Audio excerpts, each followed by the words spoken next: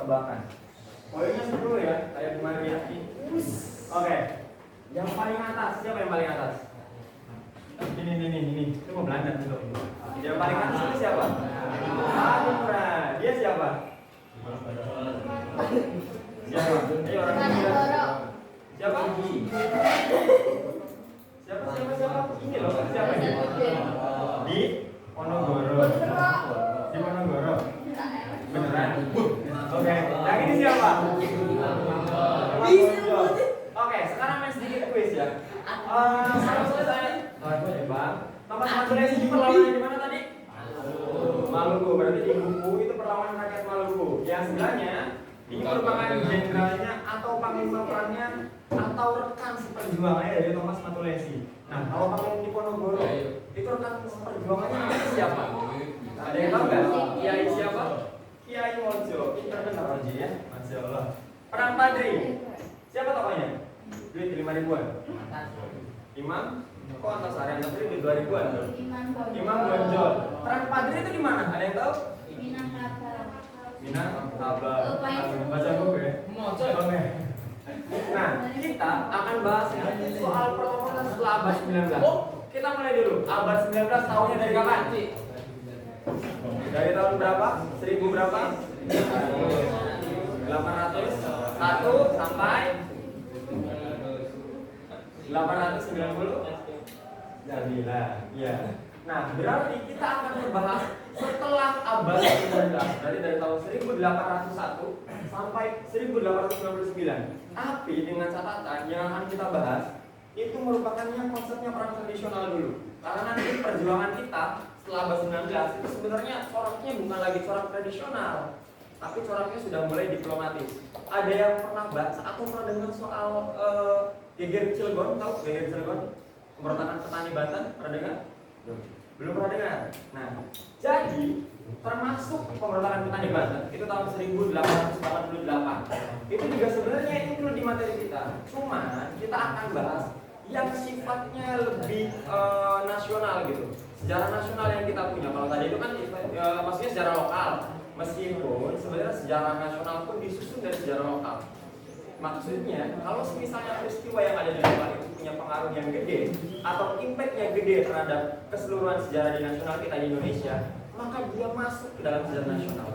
Contoh, perang Padri itu perang yang ada di Sumatera atau di Minangkabau, berarti Sumatera. Minangkabau Sumatera mana? Sumatera Barat. Nah, peristiwa perang Padri itu cuma terjadi di wilayah Sumatera Barat aja sebenarnya.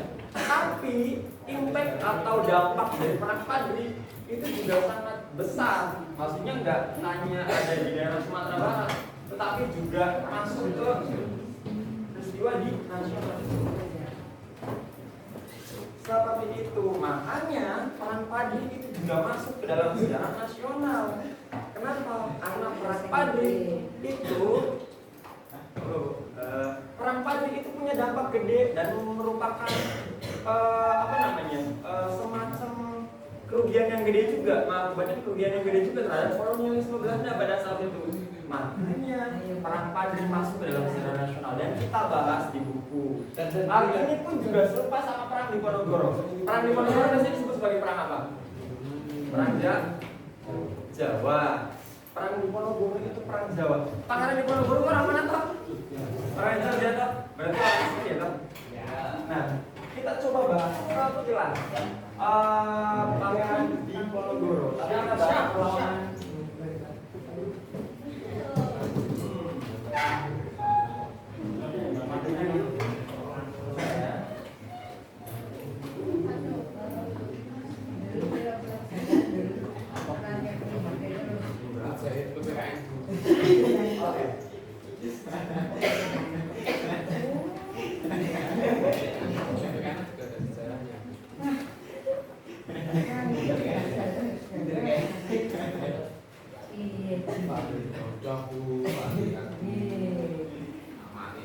Oke, kita akan bahas sedikit soal perlawanan rakyat Maluku. Tadi tokohnya siapa namanya?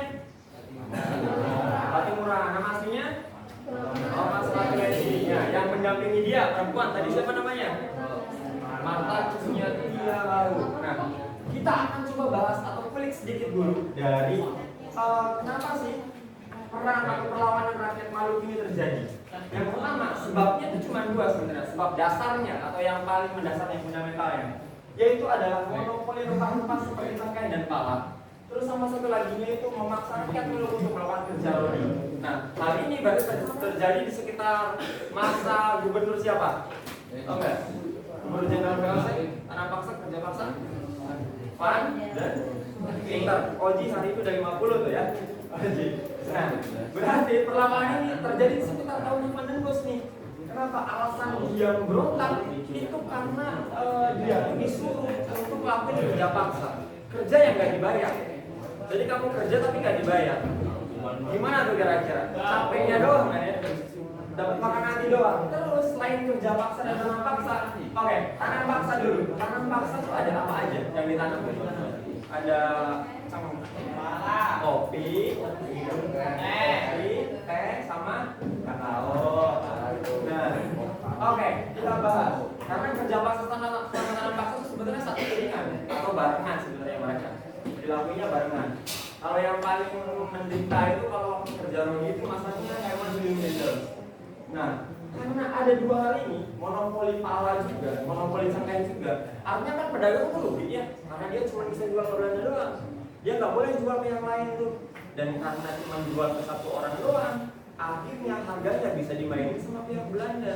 Kalau aku nggak beli, nanti nggak laku. Kalau dijual harganya murah. Jadi mau nggak mau. Makanya akhirnya rakyat Maluku pun melawan perlawanan dipimpin sama Thomas Mato Bandi atau Pangeran Timur. Nah, melihat penderitaan rakyat Maluku, Thomas Mateo Lesi atau Kapiten Patimura bersama panglima perang perempuannya yaitu Marta Yahau kemudian melakukan serangan dalam rangka menentang kebijakan VOC. Jadi tujuannya dia nyerang adalah untuk melawan nih, aku nggak mau diperlakukan kayak gini, kayak rakyat tertindas, sengkeh di monopoli, perdagangan di monopoli, terus dipaksa rakyat cuma buat kerja dibayar kagak. Makanya akhirnya mereka pun pengen buat menghancurkan kebijakan yang tadi. Mereka menolak kebijakan itu. Dan keduanya terlibat dalam pertempuran hebat, berhasil menguasai benteng Dulstenden ya. Dulstenden itu benteng yang ada di Maluku. Namun akhirnya perjuangan mereka harus berakhir dan berhasil ditangkap. Nah, kita bahas sedikit dulu. Ada yang tahu nggak strategi perang Kapiten Patimura? Tarik ulur mirip-mirip sih sebenarnya. Strategi perangnya Pangeran Diponegoro itu apa namanya? Maju mundur. Gerilya. Strategi gerilya ada strategi di mana dia kalau siang ngumpet, tapi kalau malam nyerang. Jadi, iya tarik ulur. Makanya aku bilang tadi serupa. Nah, makanya strategi perang yang tadi efektif. Kenapa dikatakan efektif? Sebab hanya menyerang ketika posisi lawannya lagi lemah. Makanya dampak dari serangan mereka itu cukup kuat. Dan makanya juga Kapiten Patimura bahkan waktu itu sempat dibikin kayak sayembara gitu. Siapa yang mampu menangkap Kapiten Patimura maka dia akan dapat imbalan sekian juta gulden atau sekian ribu ratus gulden. Dulu nama uangnya gulden. Nah, setelahnya akhirnya ditangkap dan Kapiten Patimura pun dihukum gantung. Nah, setelah itu rakyat Maluku juga kehilangan kayak sosok pemimpin ya. Nah, konsepnya kalau perlawanan zaman dulu sama yang sekarang itu kalau zaman dulu, misal pemimpinnya ketangkap sama kayak di Ponorogo ketangkap, itu biasanya yang di bawah mengubarkan diri atau enggak mereka terpecah-pecah. Kenapa? Karena nggak ada sosok pemersatu. Zaman dulu pemimpin itu jadi pemersatunya. Jadi ketika pemimpinnya ditangkap atau dibunuh, maka pemberontakannya hampir pasti dinyatakan padam. Dan ini sebenarnya nggak cuma terjadi di pemberontakan rakyat Maluku aja, tapi juga nanti ada yang ada di Cilegon, tadi itu namanya Geger Cilegon atau gerakan pemberontakan petani Banten, Pangeran Diponegoro, sama even termasuk perang Padri loh, yang nanti akan juga kita bahas setelah ini. Oh antar banget kalian, ngerti nggak? Coba aku tanya dulu. Tadi hukumannya apa buat Kapiten Patimura? Gantung. Berarti dengerin ya. Oke, sekarang kita akan coba bahas sekilas soal perang Jawa. Memang ini PPT-nya banyak tulisannya, tapi aku jelasin aja. Kalau mau nyatet nanti tak kasih PPT-nya. Nah, perang Jawa dipimpin siapa? Diponegoro. Diponegoro orang mana? Nama aslinya siapa? Iya. Langsung pada dia. Nah, perang Diponegoro itu berlangsung berapa tahun? Ayo, berapa tahun? 5. Ayo, 5 dari tahun berapa sampai berapa? Ya, membaca. Oke, nggak apa? Jadi perang ini cuma 5 tahun loh, dan sebenarnya itu termasuk dalam perang yang sebentar ya. Tapi dampak yang diberikan sama Pangeran Diponegoro itu mampu nyudutin posisi Belanda di tanah Jawa. Ada yang tahu alasannya kenapa? Tidak tahu? Karena Pangeran Diponegoro itu priai, dan priai itu selalu didukung atau disokong sama rakyatnya. Makanya Pangeran Diponegoro itu punya loyalis yang jelas kuat, yang loyalisnya adalah rakyat. Dan Pangeran Diponegoro pun dilindungi sebenarnya sama rakyatnya. Ada yang pernah main ke Gunung Kidul? Ya, pernah, ada masa enggak ya? Di Gunung Kidul, kalau misalnya kalian lewat Parang Kritis, itu kan ada naik tuh arah Gunung Kidul. Nah, kalau naik terus sedikit nanti kalau mau ke daerah Wonosari, itu ada rute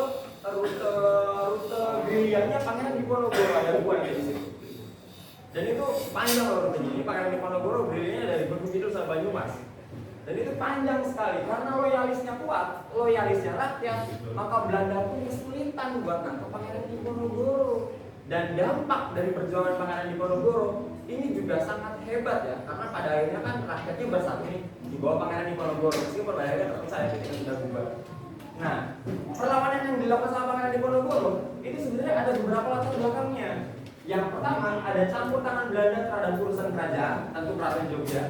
Terus ada campur tangan Belanda juga dalam urusan pemerintahan. Kalau yang di atas itu raja, soal pengangkatan raja. Terus yang di sini itu soal pemerintahan, soal gimana sih jalannya pemerintahan yang ada di Jogja. Sama ada yang makam leluhur Pangeran Diponegoro akan dialihkan dan dibangun rel kereta api. Jadi zaman dulu, tentu kalian nggak akan pernah bisa tahu sih posisi dan zaman dulu tuh kayak gimana. Cuman kita bisa terpas sedikit. Zaman dulu rel kereta api itu satu-satunya moda transportasi paling efektif zaman Hindia Belanda. Dan nggak cuma buat ngangkut barang sebenarnya, nggak cuma ngangkut orang, tapi juga ngangkut barang, termasuk tebu. Daerah pabrik gondang tahu? Yang di Klaten, arah Jalan Solo itu ada gondang baru yang di samping jalan, ada gondang lama yang agak di ujung, daerah Trucum. Kalau kalian pernah ke Klaten. Nah di pabrik gondang itu dulu perkebunan tebunya di dalamnya itu ada kertanya buat ngangkutin tebu-tebunya. Jadi dari kebun diangkut ke pabriknya baru diolah jadi gula. Nah, zaman dulu eksodus besar-besaran soal pembangunan rel kereta api ini juga tidak didanai oleh pemerintah sebenarnya. Karena zaman dulu rel kereta api itu swasta loh, nggak kayak sekarang. Kalau sekarang kan cuma PT KAI doang kan ya yang punya kereta api. Dulu enggak. Bahkan tiap kota kayak misalnya namanya tuh dulu Cirebon Semarang Maskapai. Namanya dulu ada banyak. Sebenarnya nggak cuma SMC doang, tapi ada yang lainnya juga, ada Tegal Cirebon, ada Pasar Senen Tegal juga ada, dan semuanya itu swasta. Makanya zaman dulu pembangunan atas rel kereta api itu sangat-sangat masif dan lagi maju-majunya meskipun modalnya banyak, tapi juga untungnya lumayan banyak. Nah, salah satu dampak dari eksodus tadi, dari eksodus pembangunan rel kereta api itu juga nyentuh makamnya Pangeran Diponegoro, makam leluhurnya. Nah, dia ini nggak suka, karena ketidaksukaan inilah dia akhirnya ngebentuk pasukan buat nyerang Belanda juga. Selain ini alasan utama sih, terus yang lainnya juga Belanda campur tangan dalam urusan kerajaan. Kalau kita tahu, kalau perjanjian Giyanti tahu perjanjian Giyanti ngebatas dari berapa? 2. Salah 3? Tahu salah 3? Salah 3 itu yang Mangkunegaran itu salah 3. Nah, kalau yang Giyanti itu Jogja sama Surakarta atau.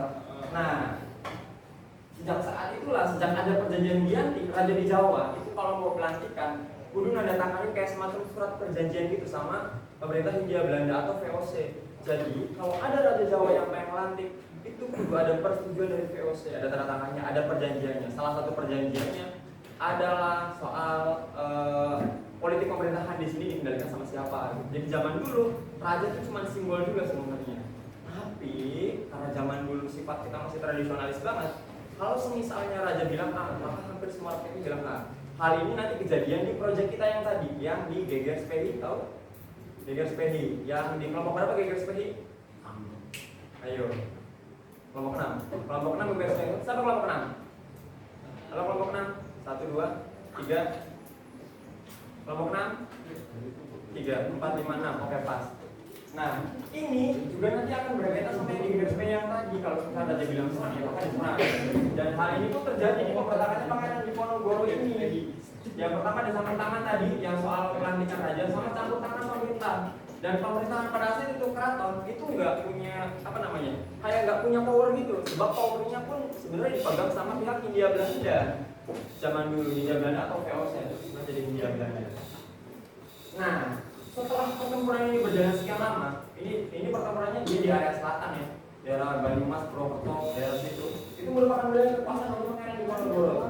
Jalannya pertempuran dimulai dengan upaya penangkapan. Nah, penangkapan ini pun ini awalnya nih sebelum perang sebenarnya, karena pihak VOC ini atau pihak Belanda ini udah nggak suka sama Pangeran Diponegoro, akhirnya dia memutuskan buat tangkap.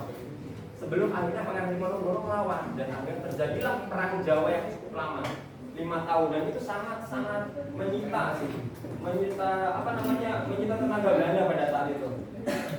Nah, pasukan Pangeran Diponegoro pun sebenarnya punya banyak banget kemenangan ya. Dan daerah kekuasaannya itu ada di sekitar Banyumas. Dulu itu ada Resimen, ada Banyumas, ada Kedung, Pekalongan, Semarang sampai Rembang. Ini merupakan daerah kekuasaan pasukan Pangeran Diponegoro nih.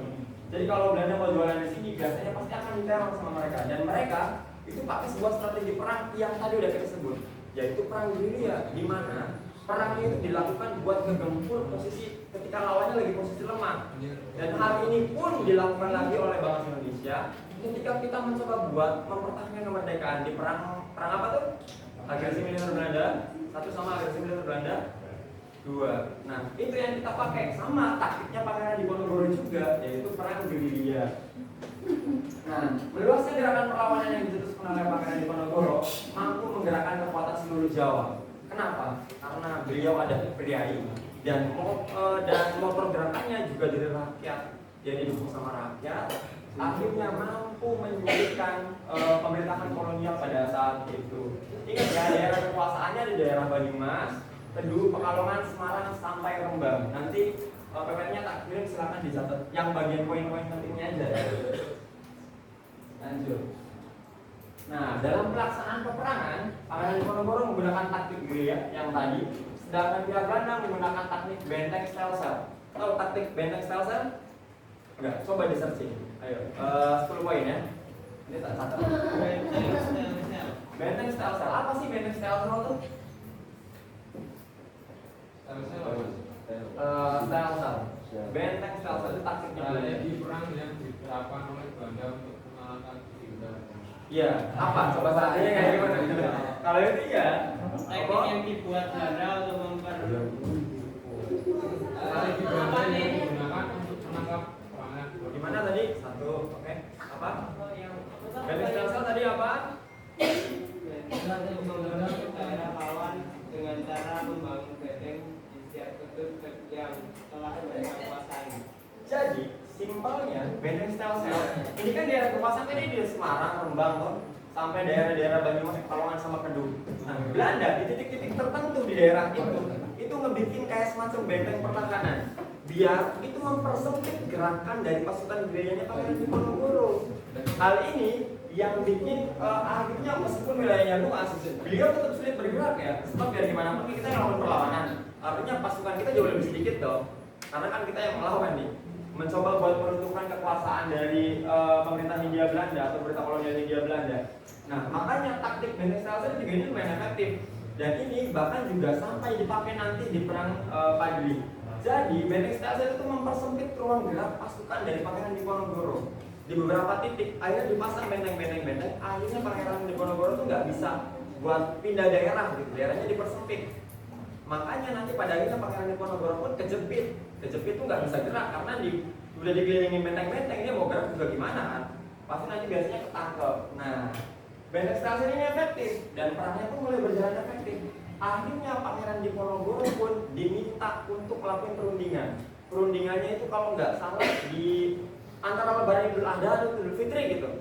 Nanti diminta untuk kayak semacam silaturahmi halal bihalal gitulah.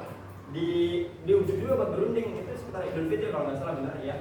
Di Idul Fitri akhirnya diajak berunding nih, ayo kita rundingan aja deh. Karena posisi dia juga udah kejepit, udah kepepet sama taktik benteng stelsel tadi, akhirnya beliau pun mau buat berunding.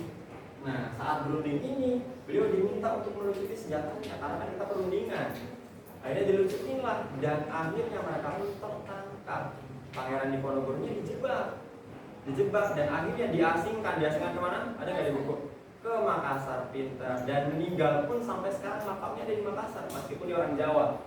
Nah, meninggal di Makassar, diasingkan ke Makassar sampai meninggal. Dan perang Diponegoro ini juga mampu menguras uang kas Belanda pada saat itu, karena kan udah ngebangun benteng banyak, kartu Istanbul juga, dan juga itu juga berdampak tuh ke ekonomi, karena Belanda pada saat itu terpecah, nggak cuma jualan aja pada akhirnya, karena musuh pemberontakan yang dilakukan sama Pangeran Diponegoro.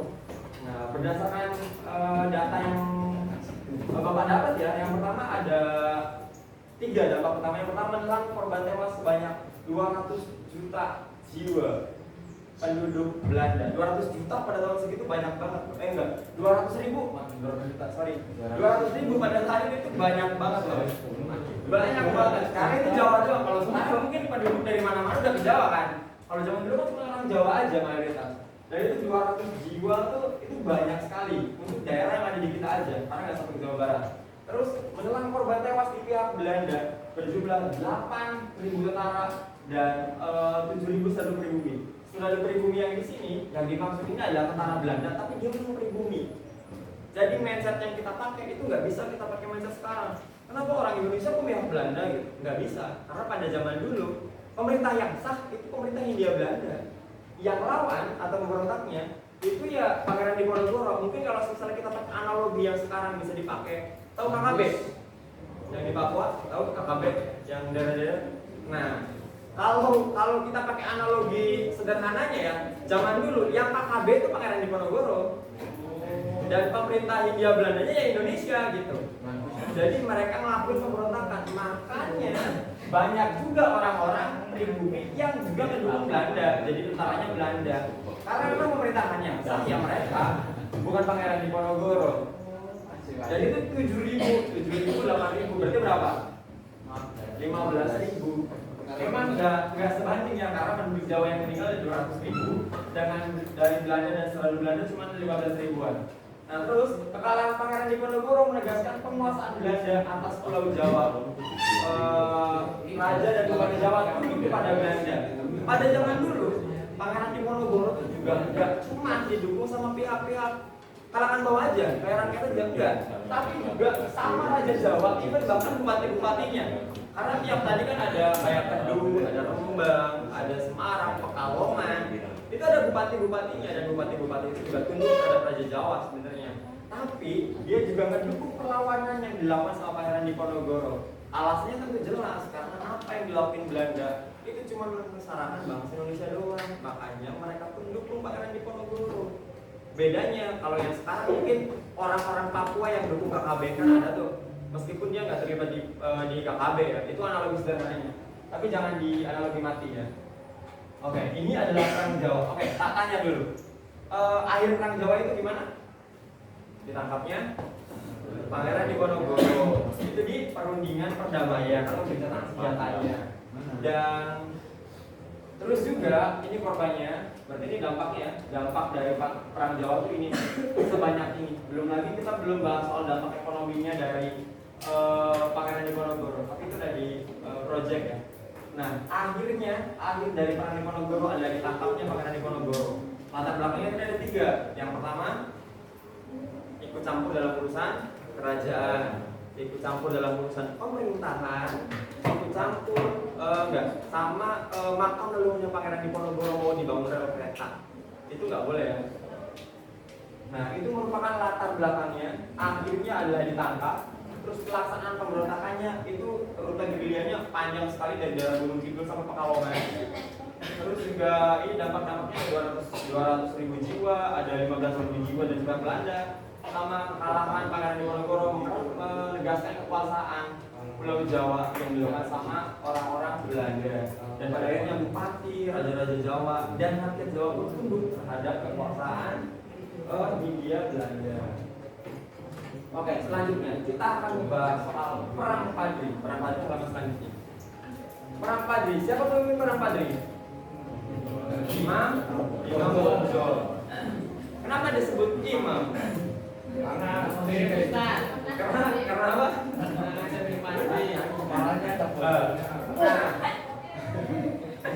Menurut penulis buku pemberontakan petani Banten, Geger Cilegon, itu dalam pelaksanaan perlawanan terhadap pemerintah kolonial yang paling efektif untuk mempersatukan rakyat adalah latar belakang agama. Jadi di beberapa pemberontakan, beberapa mayoritas juga sebenarnya itu latar belakang yang dipakai juga latar belakang agama. Jadi pemberontakan atas dasar agama. Salah satunya ya soal perang Padri ini. Perang Padri ini awalnya bahkan bukan perang antara pribumi lawan Belanda. Awalnya itu perang antara golongan agamawan sama golongan istana atau golongan kerajaan. Awalnya karena perang Padri itu awalnya banyak orang-orang bangsawannya dan rakyatnya itu pada tidak mempedulikan agama. Sedangkan di Minang itu agamanya apa? Mayoritas Islam. Di Minang atau di Sumatera Barat itu terkenal dengan konservatif agama yang kuat di sana. Dan ketika mereka itu banyak menyepelekan soal agama yang ada di sana di dalam masyarakat, akhirnya para agamawan pun tergerak untuk melakukan yang namanya kayak semacam perubahan juga, nuntut bahwa ayo loh, kita tuh orang-orang Islam loh, kita tuh nggak boleh judi, nggak boleh sabung ayam, karena zaman dulu ini sangat kental sekali sabung ayamnya, apalagi ini di masa abad 19, berarti perkebunan di sana sudah mulai ada, dan pusat perkebunan itu sebenarnya bukan di Jawa tapi di Sumatera. Awalnya di Jawa itu cuma Tengkul, Lada, daerah Banten. Cuman kalau ke Sumatera itu udah tahu tembakau. Nah, tembakau itu di Sumatera Timur ada tembakau, ada karet juga. Sekarang bahkan di Sumatera perkebunannya apa sekarang? Sawit sama karet gitu. Sawit gak cuma Sumatera, satu lagi di mana sawit? Kalimantan. Jadi memang sebenarnya Jawa itu memang pusat penduduk aja. Di luar Jawa baru itu eksploitasi sumber daya alam. Kayak sini saya yang ada di Sumatera kan pusat perkebunan. Nah, ini untuk perang Padri. Perang Padri sendiri terjadi berapa tahun perang Padri? Dari 803 sampai 838. Berapa tuh? Berapa? 35 tahun. Dan ini perangnya sebenarnya agak panjang ya. Meskipun sifatnya lokal, panjang sekali. Dan perang ini baru berakhir ketika Pangeran Diponegoro ditangkap. Pasukan Belanda digiring ke Sumatera semua dan akhirnya Padrinya dipecah. Semua perang Padri adalah perang saudara. Ini yang tadi dijelasin, menjadi perang melawan pemerintah kolonial Belanda. Awalnya cuma perang antara kaum ulama sama kaum istana atau pihak kerajaan atau pinangeran atau pangeran gitu. Akhirnya malah perang melawan Belanda karena akhirnya punya satu visi dan misi yang sama, bahwa musuh yang sebenarnya itu bukan aku sama kamu, tapi Belanda musuh yang sebenarnya. Karena mereka lah orang-orang yang menyengsarakan kita gitu loh. Kita jangan mau diadu domba sama politik dividend tempera atau politik adu domba. Nah, ini untuk perang Padri. Ingat perang Padri berapa tahun tadi? 35. Dari tahun berapa? 1803 sampai 1838. Nah, Nah, sebenarnya sumber yang masuk itu dari Kompas. Kalau itu sumber dari mana? Buku. Ya dari buku. Isi palu itu. Ya udah, nggak apa-apa. Memang ada sejarah itu biasanya juga ada beberapa perbedaannya. Nah, pemaknaan akan sumber sejarah ini yang nanti akan kalian temui di dalam proyek nanti. Proyek kalian itu wajib pakai sumber. Makanya Mas minta untuk proyeknya itu wajib untuk ke perpustakaan atau ke museum buat dapat sumbernya. Kalau bisa difoto ya, wajib buat dokumentasinya. Nah, perbedaan akan sumber ini juga yang bikin akun sejarah bisa beda-beda. Salah satunya yang ini. Kalau ini Mas pakai sumber dari Kompas aja. Tapi misalnya nanti Mas coba tak cari yang paling validnya di mana. Nanti tak cari di jurnal ya. Nah, ini latar belakangnya. Perang Padri ada mulanya disebabkan adanya perbedaan prinsip mengenai ajaran agama antara kaum Padri dengan kaum adat. Nah, kaum Padri itu kaum agamawan yang terus pertentangan terjadi antara kaum Padri dan kelompok ulama yang ingin mengubah kebiasaan-kebiasaan buruk yang tidak sesuai dengan syariat Islam atau syariat Islam di masyarakat kaum adat. Jadi di sana di Sumatera Barat memang dari dulu, even sampai sekarang agama Islamnya sangat kental. Bahkan ada kalau nggak salah itu aku nggak bisa bahasa Minangnya, tapi intinya artinya begini: orang Minang pasti Islam. Kalau orang Minang nggak Islam maka dia bukan Minang atau dia keluar dari agama dari kesukuan Minang tadi. Jadi semuanya tidak didasarkan pada darah doang, tapi juga persamaan agama. Bahasa Minangnya apa dong? Coba, Ji. Kaum adat itu apa Ji? Kaum adat itu agamawan atau dari pemerintah masyarakat? benar. Kaum adat itu apa sih? Kaum adat itu kaum ulama, terus kaum padri sendiri telah mencoba berbagai upaya agar pihak adat berhenti melakukan kebiasaan buruk, tetapi tidak menemukan hasil hingga akhirnya menyulut peran saudara di dalam masyarakat Minangkabau. Nah, beberapa hal buruk yang dilakuin sama kaum padri ini, nah itu adalah judi. Judinya zaman dulu judi yang paling banyak, yang paling digemari, apalagi sama masyarakat Sumatera, itu judi sabung ayam. Tahu judi sabung ayam? Tahu. Yang cowok suka main sabung ayam? Siapa yang suka main sabung ayam? Nah, jadi zaman dulu judinya itu zaman dulu judi taruh ayam gitu. Siapa tadi yang suka judi sabung ayam? Siapa namanya? Siapa namanya?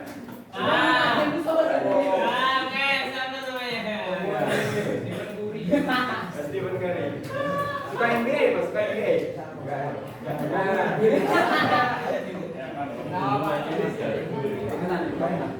Nah, jadi judi itu zaman dulu, judi yang berkembang cukup besar di Sumatera itu judi sabung ayam. Nah, itu salah satunya yang bikin kaum padri itu marah sama kaum adat. Dan judi sabung ayam btw itu sampai tahun-tahun kedepannya ya, setelah perang Padri itu masih ada. Itu di masa perkebunan, enggak tahu sama sekarang atau enggak.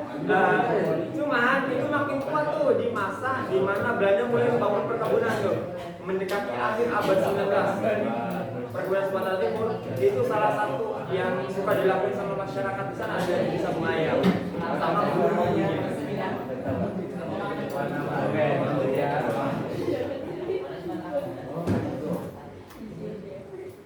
Oke, satu kali tepuk.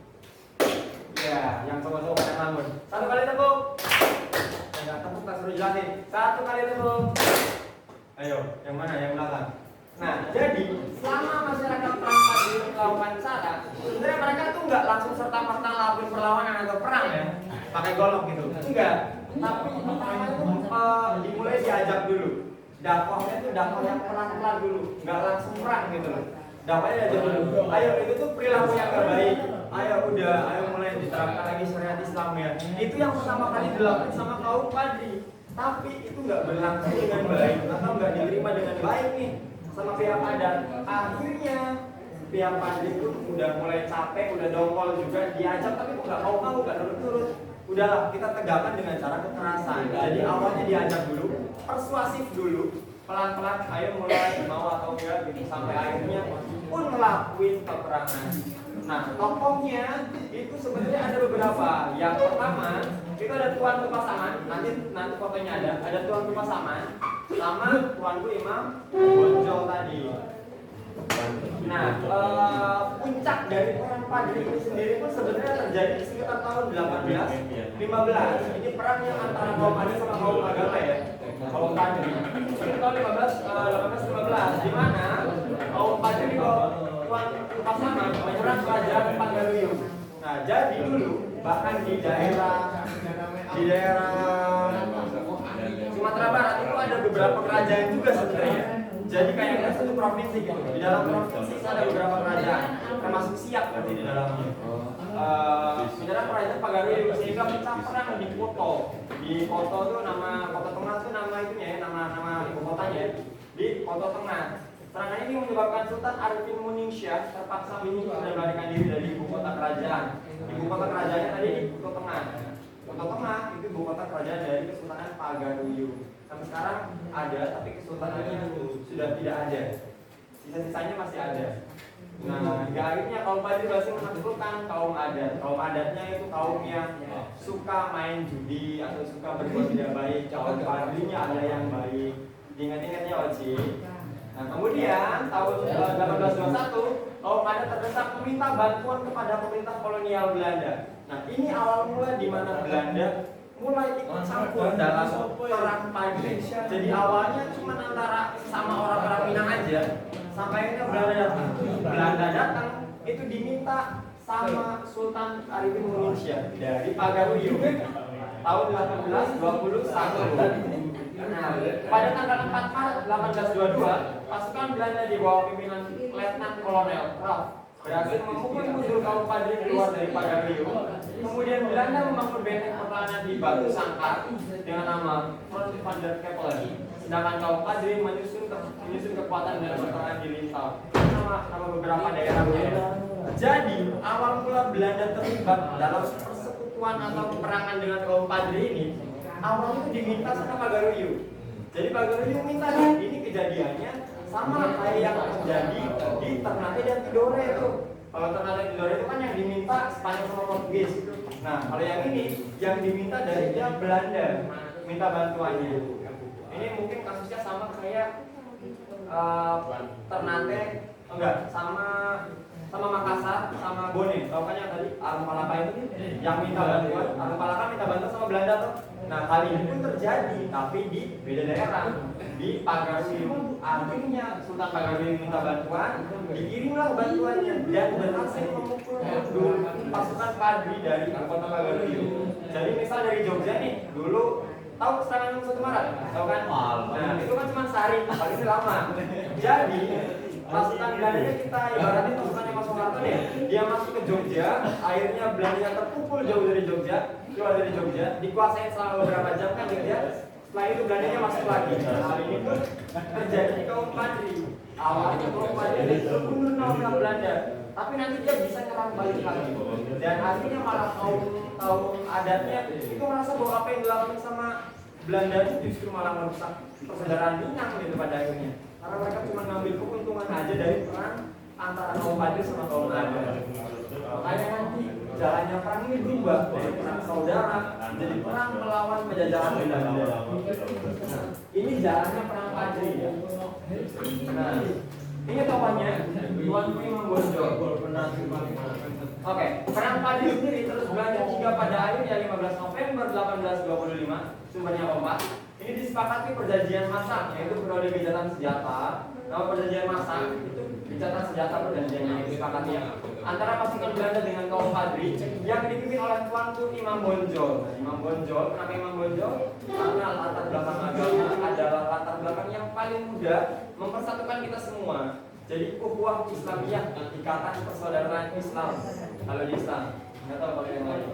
Nah, selama periode gencatan senjata ini, Tuanku Imam Bonjol mencoba memulihkan kekuatan dan merangkul kembali kaum adat. Jadi, Tuan Imam Bonjol juga secara persuasif tetap ngebujuk nih kaum adat. Ayo, dia sebenarnya bukan teman kita, atau dia sebenarnya musuh kita. Kita tuh sama-sama saudara, kita sama-sama orang Minang, kita sama-sama Islam.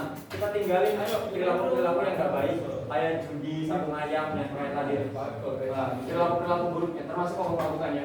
Sehingga akhirnya muncul suatu kesepakatan yang dikenal dengan Lakat Puncak Pato di Bukit Marapalang, Kabupaten Tanah Datar. Sekarang nama kabupatennya Tanah Datar.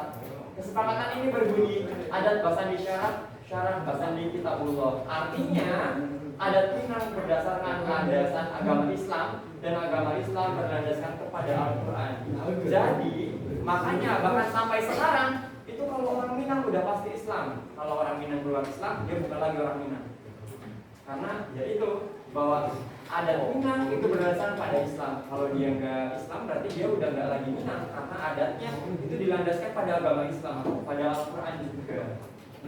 Dan menjadi puncak dari revolusi Islam di dalam adat Minangkabau. Jadi di saat itulah mulai ada yang namanya revolusi Islam. Revolusi itu apa sih revolusi?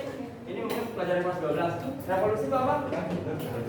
Perubahan yang secara signifikan. Jadi dari awalnya kaum Minang suka judi, suka mabuk, suka berperilaku buruk, akhirnya menjadi orang Minang yang benar-benar sampai sekarang kita kenal sebagai orang yang agamanya kuat.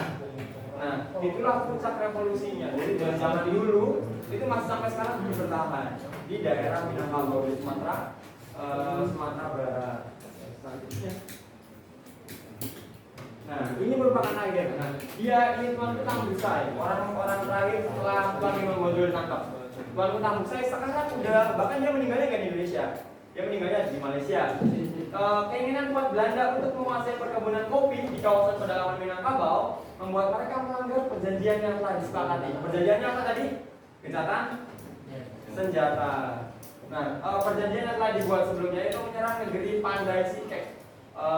seperti yang tadi dijelasin ya, dulu di Sumatera Barat itu tiap kabupaten itu punya rajanya sendiri-sendiri, punya sultannya sendiri-sendiri.